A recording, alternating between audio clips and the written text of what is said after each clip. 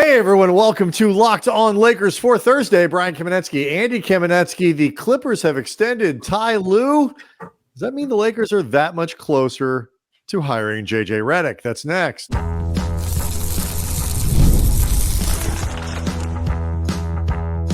You are Locked On Lakers, your daily Los Angeles Lakers podcast, part of the Locked On Podcast Network, your team every day. Thanks to everybody for making Locked On Lakers your first listen of every day, Monday through Friday, no matter how or where you get your podcasts. It's always free, never behind a paywall. And Locked On Lakers on YouTube is where you can go hang out with over 24,000 subscribers to the channel. Andy, all of whom are following the news closely about the Lakers and their pie in the sky head coaching candidate, Ty Lue, the guy that they didn't hire a few years back, who could still be their coach right now, that they clearly have some FOMO. We will bring you the big news about Lue today and talk about how that impacts the Lakers coaching search. Do want to let you know that today's episode is brought to you by FanDuel. Make every moment more. Right now, new customers get $150 in bonus bets with any winning $5 bet. That's $150 with any winning $5 bet. Visit FanDuel.com/locked on to get started. News about more Lakers interviews and Bronny James and his draft eligibility and all of that stuff to come. But first, Andy, 5 years, $70 million. That is what Ty Lue got from Steve Ballmer and the Clippers. I think that was, Ballmer probably had that in a shoe in the back of his closet. That's just the kind of cash he's got. I don't think Ty Lue was ever really. That's in his go bag. That's Ballmer's go bag. Is 70 mil. The rest he's fine with just leaving it at home, and whatever happens, happens. When Ballmer's got a jet because whatever forces are catching up with him, he just grabs that go bag with 70 mil.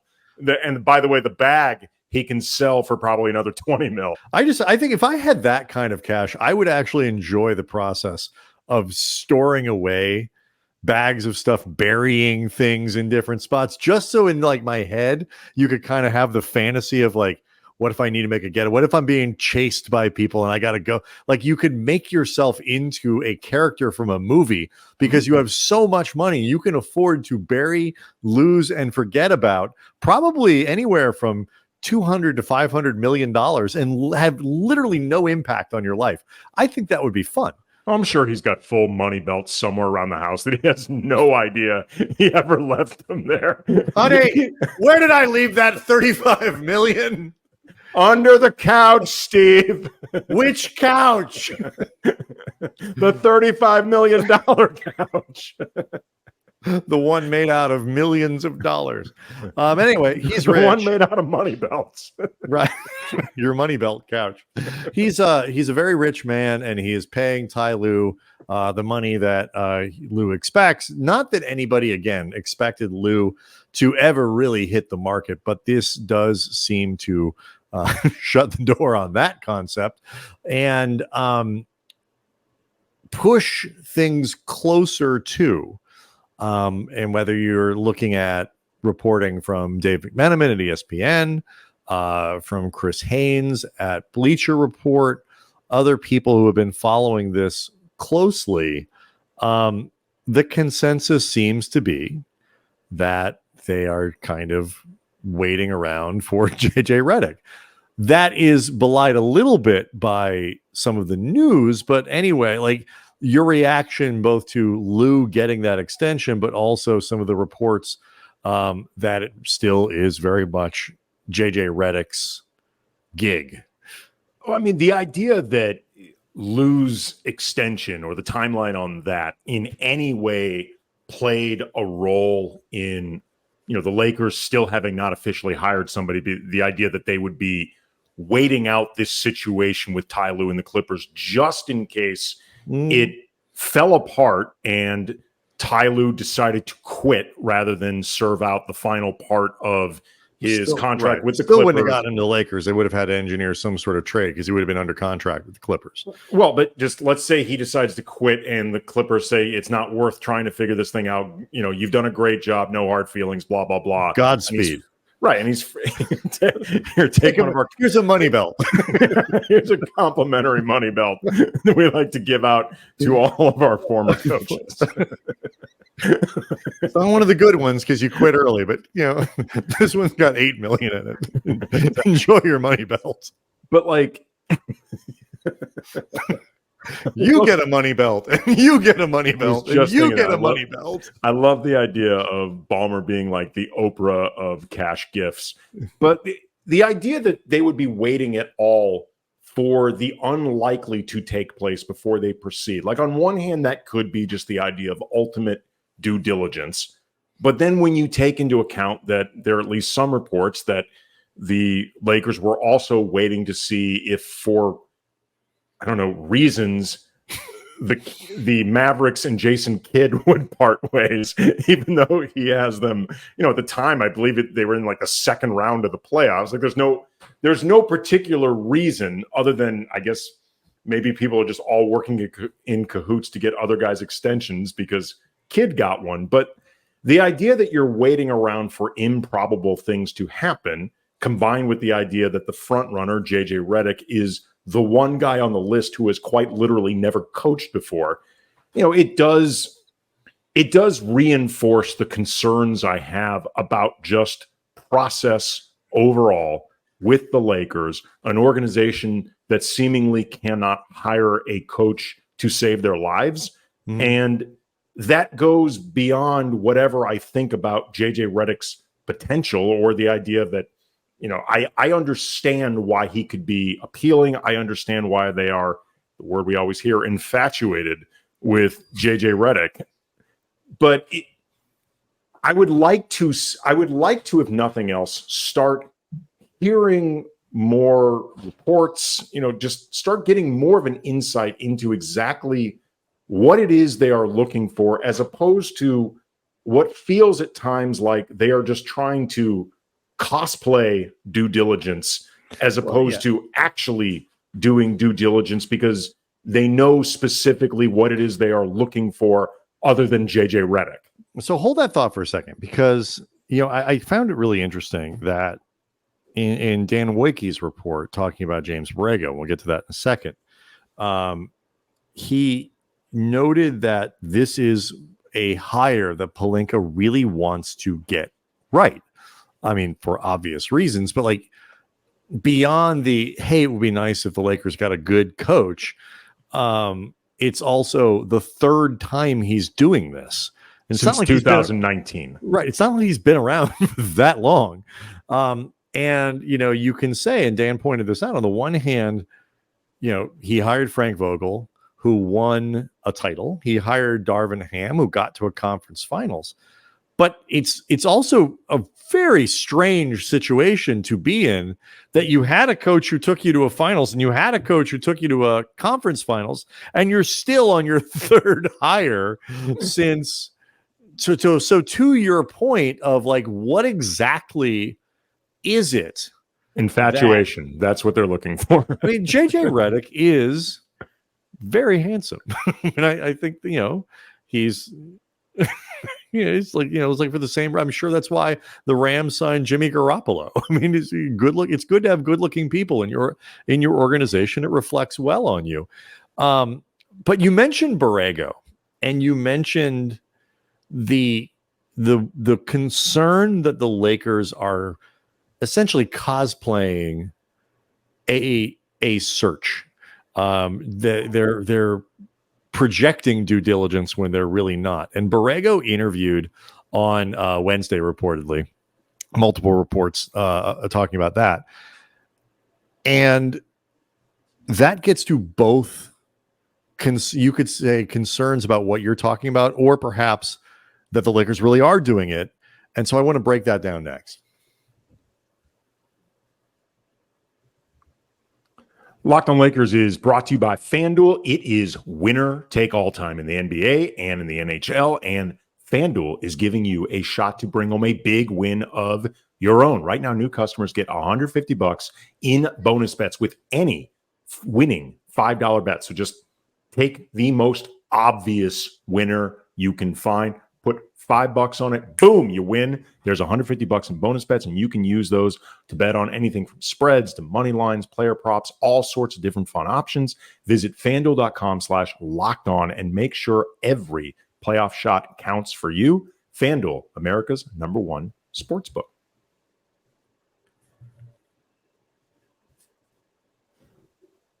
All right, so Andy, I mentioned that the Lakers interviewed James Borrego's second interview. This is, the first interviews, of course, we've seen are more Rob Pelinka, just kind of getting to know you. It's a Zoom chat, just two guys talking, just chatting. And this one starts to get into the harder core basketball and includes, I guess, the second interviews start to include department heads from around the organization, from the basketball operation. So like, what is that? Like 2 other people? I mean, like, how many people are we talking here? Not very many. And it's funny that this, I mean, it could just all joking aside, it could theoretically involve Joey Buss, Jesse Buss. Jesse.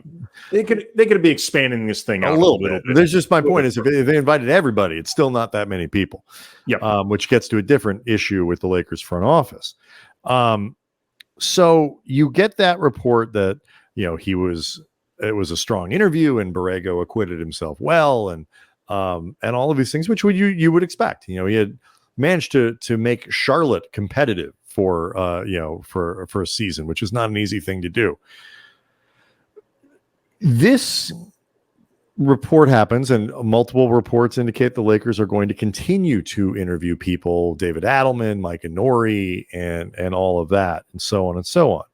These reports come out at the same time that reports indicate that JJ Redick is putting out feelers to figure out who, if anyone, might be willing and excited to work on his staff.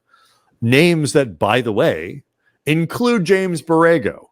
And so it's hard to know exactly what is going on around here. Are these legitimate interviews where people walk in and they have a real chance to earn this job? Or is this cosplay? Or is this really functionally an interview to be an assistant coach with maybe a bump or something like that? It's hard to know exactly what they're doing here. I mean, if James Borrego gets a lot of questions like, no, we can get to how you ran the show in Charlotte later. But first, what we really want to know is, how did you work with Willie Green as his assistant in New Orleans? Like, I want you to make the case for why assistant coach is really the more prestigious and important job than head coach. There's no I in team, James. Here's what I think is really interesting about this, because for everyone like a Micah Nori, or to some degree, even though I know he's had an interview that I'm assuming was over Zoom, Sam Cassell, like everybody that is still involved with coaching right now, there's another guy, like, unless he's just out of this loop altogether, a Chris Quinn, whose team has been done, the Miami Heat, for a long time. So the idea, or for that matter, David Adelman, who, as an assistant on the Nuggets, his team has been done a long time. The idea that it doesn't seem like, to the best of my knowledge, those guys have even had the Zoom interview, much less the in-person one. That's the sort of thing that makes me wonder, like, really, what is going on with this process? Why is it taking a while? If in reality, what they really want to do is create a permission structure to hire JJ Redick, at some point, just hire JJ Redick. And is that delay over, like we've talked about, the quest to do a real due diligence, the quest to cosplay due diligence? Is it something having to do with the league not wanting the Lakers coaching hire to overshadow the finals? Red tape with ESPN because JJ Redick is part of the booth calling the playoffs, including the finals? Concerns that if JJ Redick is on the mic during the NBA finals, if he talks about Jason Tatum, that somehow becomes tampering? Like, which, by the way, if that's the case, that's effing ridiculous and stupid, and everybody be grown-ups. Charles Lee is on the Celtics staff. and he's been officially hired by the Hornets. He could be spending all of his time trying to get Jaylen Brown to the Hornets for all we know. Like everybody. Nobody's going to the Hornets. Well, I mean, look, that's Sam Hauser is a free agent. Like he could be spending all this time trying to get Sam Hauser to Charlotte. The point being, everybody can be adults. There really is not a conflict of interest if JJ Redick ends up calling the finals while having been hired by the Lakers. Like, so it just gets back to, again, even just from the outside looking in, this has felt like a very unusual process, combined with, and this gets to a question that we were asked on Twitter by Animal Style Fries. How do we get Pelinka out of his bunker so he can face questions about the track record? This is interesting because, as we noted before, when Magic abruptly resigned, Luke Walton got fired, there was no official comments, no official press conference, no anything with Rob Pelinka until Frank Vogel's introductory press conference, which turned Vogel's introductory press conference into a complete farce because nobody had any real questions for Vogel. Everyone wanted to know what the F, Rob. And you would think that that experience would have, if nothing else, reinforced the importance of get out in front of this early so you don't do this to JJ Redick or whoever gets hired. Does not seem like that's the case. Yeah, I don't, I mean, obviously there are leaks all over this place and none of the leaks are unified. And I will say, when you're the Lakers, they come from all over and it is hard to maintain sort of a unified front. Now, they could have people going on the record and doing things in ways that they're not, which would, at the very least, remove some of the speculation around this. But the short answer is you're not getting anything from Pelinka because he doesn't do that when things aren't good. When things are good, Rob is a little more willing to speak. Although I will say, like, he's gotten a little better about just kind of shutting up. Like he had a tendency to over talk a little bit earlier in his tenure. And I think, there is something to be said for not hearing from your general manager all the time. But what he should be heard from after you dismiss the coach. Yes. That's not right. All the time. We're not asking for like a weekly fireside chat. We're asking for when major events happen, he should be heard from. Yes. And that's not a strength of his, to say the least. And so, you hear when I hear that that people are looking and Redick is poking around to see who might be willing to be on his staff. And I hear that James Borrego is presumably in the building interviewing or in the same room with Pelinka and other people from the organization, having a real interview. It starts to make me ask a lot of questions. Like, are the Lakers, are these candidates going to feel, Chris Quinn, Mike Nori, David Adelman, are they going to feel like when they left that interview that it was a real interview? If they don't, that really hurts the organization. It really hurts the ability of JJ Redick, if he is like Cam Reddish, inevitable. It really hurts the ability of Redick to fill out a staff. And the last thing about this is, if you are going to hire Redick, and okay, like we both said, we didn't have no idea, like, if he's going to be, there are things he's up against, but is he going to be worse, better than Nori, worse, better than Quinn? I don't know. A lot of it does depend on who they put around him. And to that degree, the Lakers have one other big thing that they're fighting against. We'll talk about it next.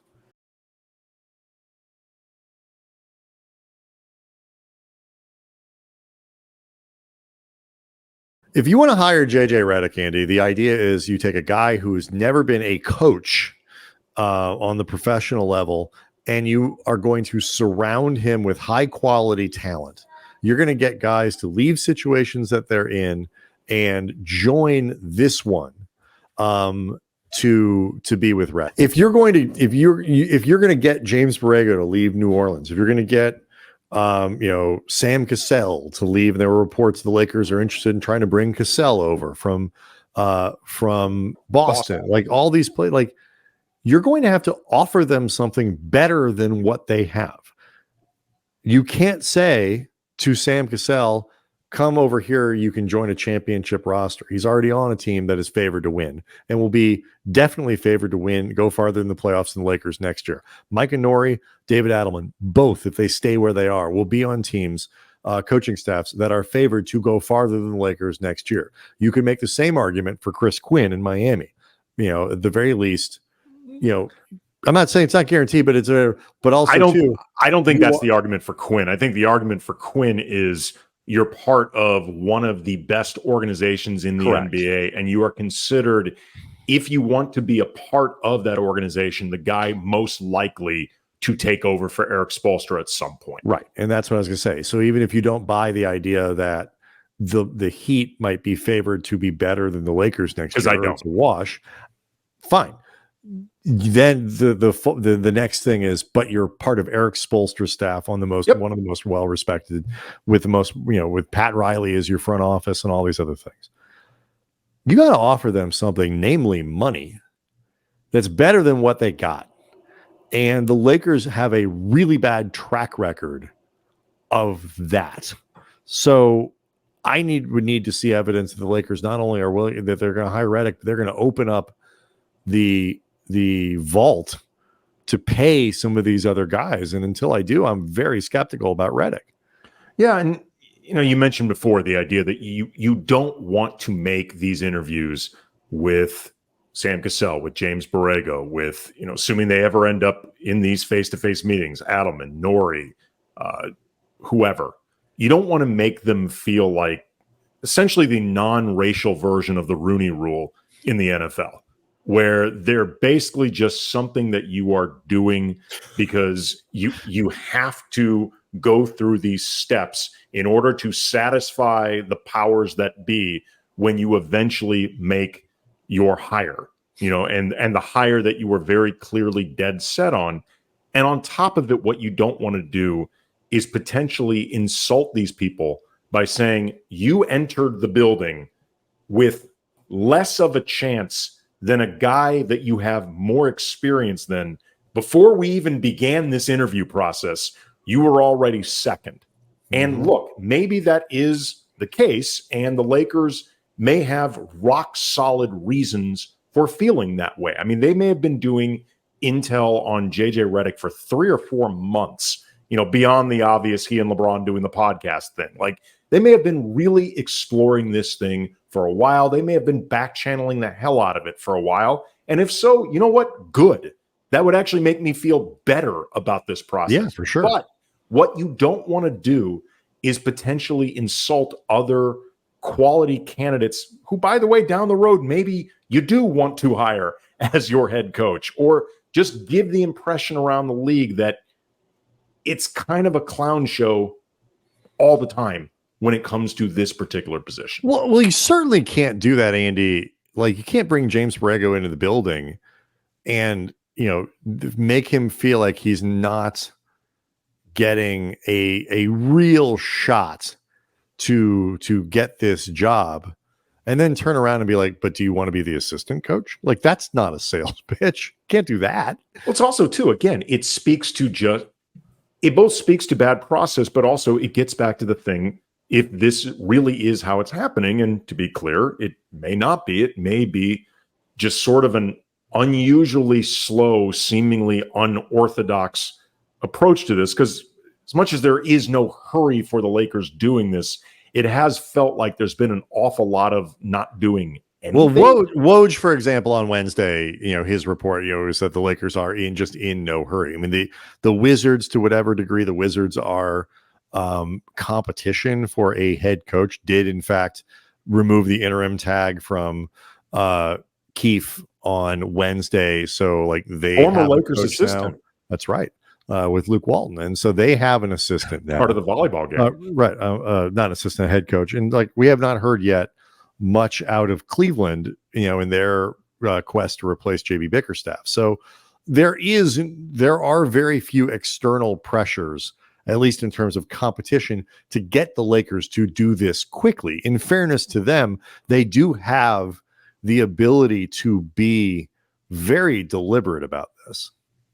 of course. And again, I want to give some benefit of the doubt that this may be just a very methodical process involving taking your time. But again, the guys like Chris Quinn, who you could have brought in a long time ago just so you can check him off the box for interviewing him, because you're going to have to do it at some point, combined with all you ever hear is JJ Redick, JJ Redick, JJ Redick. Look, I don't want to crap on what they are doing as a knee-jerk reaction, because it may not be fair to them. It's just, in fairness to you and me, they've given a lot of reasons for ammo. They haven't necessarily earned the benefit of that doubt either. Quick, by the way, corrections and retractions from Wednesday's show. We were talking about Bronny James and his potential eligibility moving forward, like how long he's maintaining it. I said at the time that I thought he still had it. I knew it was going to be coming up soon. As it turns out, the eligibility is over today. Rich Paul has confirmed he is not going back to college. So Bronny James is definitely going to be in the draft. If he's not drafted, he could, suppose, go to the G League or go overseas or whatever, but he is staying in the draft for whatever that is worth. Also, corrections and retractions. The Sixers can actually create about 60 plus mil in cap space, potentially. So we said before that Philly could potentially offer LeBron a lot of money, but not necessarily all the money. They can pretty much offer him all the money, just so people know this. It's like all of this stuff is going to fuel speculation about what the Lakers are doing. I mean, I think we're so far from concern about, there are people who are unconcerned about LeBron leaving. There are people, I think, who are tired of the LeBron era. I think most Lakers fans, however, recognize the pickle that would put the Lakers in were LeBron just to up and leave and go somewhere. But so I think overwhelmingly the odds favor LeBron returning to opting out, waiting a day, waiting a week, waiting a month, waiting, 12 hours, waiting 3 hours, and then re-upping with the Lakers. But I see, and Phoenix, these rumors about Phoenix, like trying to draft Bronny and lure him. I know we debated this on Wednesday's show a little bit. I think it is worth a gamble for Phoenix. Can't improve their roster in meaningful ways to try to just push this, because even if the odds are really low, because it doesn't, the team that I'm watching is Philly. If you start to see legitimate smoke around Philadelphia as an option, that's when you start to wonder, because not only, Philly is, they've got some issues in terms of, is Joel Embiid ever going to be healthy and this and that? Are they way ahead of the Lakers?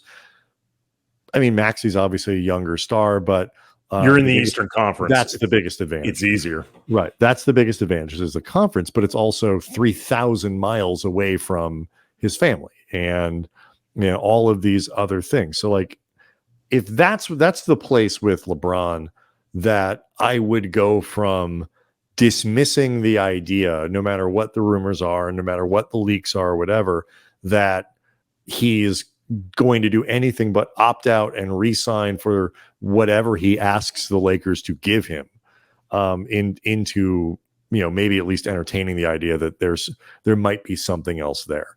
Yeah, I mean the Phoenix thing, as we've talked about, he's going to have to take a $40-something million haircut. There is basically no other way to do this. The new CBA, and these rules are, I believe, now kicking in for this coming season.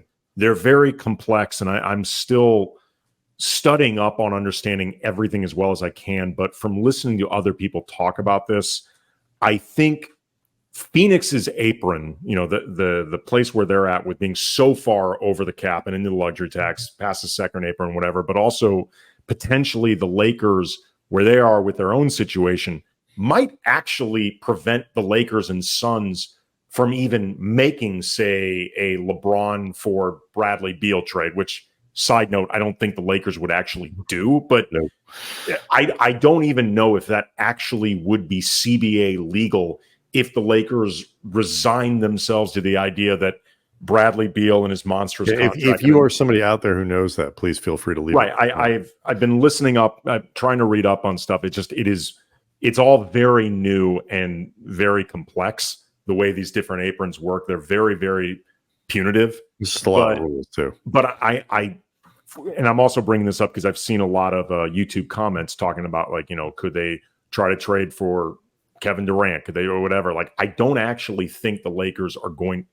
I'm not sure the Lakers and Suns would actually be able to do a trade at all. So most likely we're talking about LeBron having to take a massive pay cut. But I suppose if the appeal of playing with Durant, Booker, and Beal and Bronny is big enough, he'd be a 45-minute private jet ride away from his family. So that's the theoretical lure. We'll see how these things continue to shake out.